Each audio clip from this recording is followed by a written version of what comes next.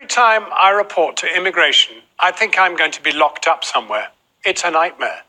This is now life for 60-year-old Anthony Bryan, who arrived here from Jamaica in 1965.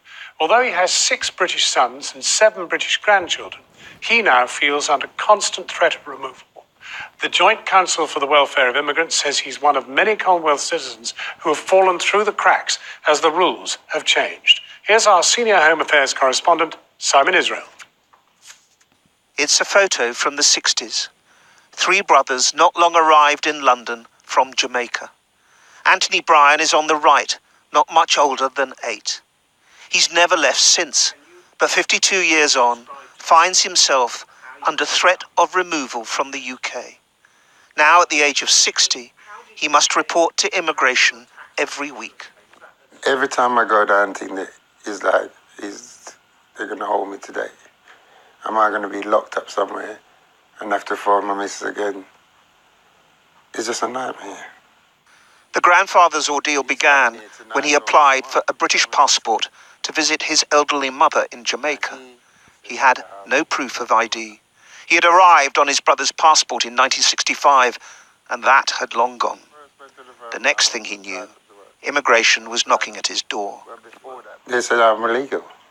I'm illegal in the country, and their job is to remove me out of the country. They had a plane ticket for me. And I phoned my missus, I said to her, they tell me that they got a plane ticket for me, and they're going to remove me out of the country. Now she's saying to me, no, they can't just move you out of the country. I said, listen, they tell me they got a ticket for me. Who should I believe? You or them? Because they're government. Not once, but twice, the painter decorator found himself in an immigration detention centre. One letter told him he had a seat on a British Airways flight.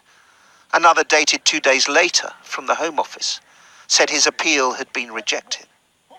He recalls the second time he had no idea where he was being taken. We drove around for about 6-7 hours because most of the places were full, packed.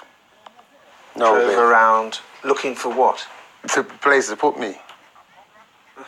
The places are packed. Mr. Bryan's other problem was he can't read or write, and says he was being asked to sign forms when in detention that he knew nothing about. You can't fill forms out. You can't do whatever they tell you, because if my missus don't fill out my forms, it's hard for me to do it. And then you have that stigma of telling people that you can't fill out certain forms. So it's a vicious circle, isn't it? And now he waits while the Home Office reconsiders his status. I had access to everything. All I had to do was walk down the road and I got it. And now you've got access to what? Nothing. Nothing at all. Nothing. Can you go and see a GP? Nope. Can you sign on? Nope. Can you open a bank account? Nope. Can you rent anywhere? Nope. Is there anything left that you can do? Well, nothing worthwhile anyway. Nothing, what I say, nothing what makes you feel good. This is the beginning of a new life. Mr. Bryan is not alone. He was one child among tens of thousands of Commonwealth families who arrived in the 50s and 60s to work in the UK. But there are no figures for those who have been detained in the last 5 years or deported because they were found to be undocumented. The Home Office says such information requires a manual check of records, which could only be done at disproportionate cost. The number of people that came into the country prior to the definition of British citizenship in the 70s from Commonwealth countries is significant.